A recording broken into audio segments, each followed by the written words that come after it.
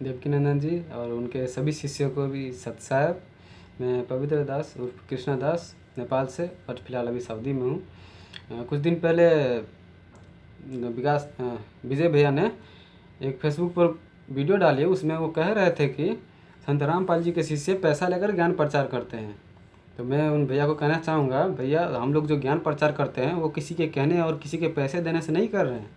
हम ज्ञान प्रचार अपनी पैसे से और अपनी मर्जी से करते हैं, और वो इसलिए करते हैं कि ताकि सभी को पता चले कि पूर्ण परमात्मा कौन है, भक्ति का मतलब क्या है, पूर्ण परमात्मा हमें कहाँ तक सुख दे सकता है, मोक्ष हमें पूर्ण परमात्मा की भक्ति से मिलेंगे। वर्तमान में भारत में साधु संत की कमी नहीं है, ऐसा लगता है कि जैसे बाढ़ आ गया हो, मगर किसी ने आज तक ये नहीं बता पाया कि ब्रह्मा विष्णु महेश के माता पिता कौन है, माता दुर्गा के पति कौन है, पूर्ण परमात्मा कौन है।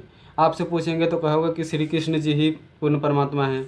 शिव के उपासक के कहेंगे तो वो कहेगा कि शिव जी ही पूर्ण परमात्मा हैं।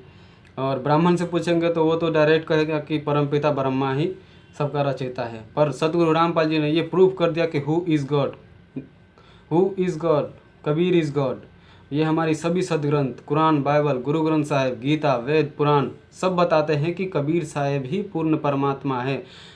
अगर आपको ज्ञान है तो आप साबित कीजिए कि कृष्ण जी पूर्ण परमात्मा हैं।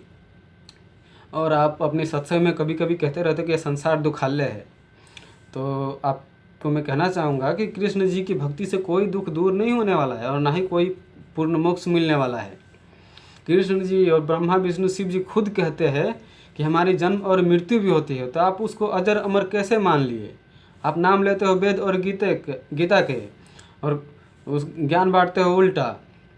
ज्ञान को समझिए, अभी भी ज़्यादा देर नहीं हुआ है। अपनी मान बढ़ाई को भूल जाइए और परमात्मा की शरण में आ जाइए। यही मैं कहना चाहता हूँ।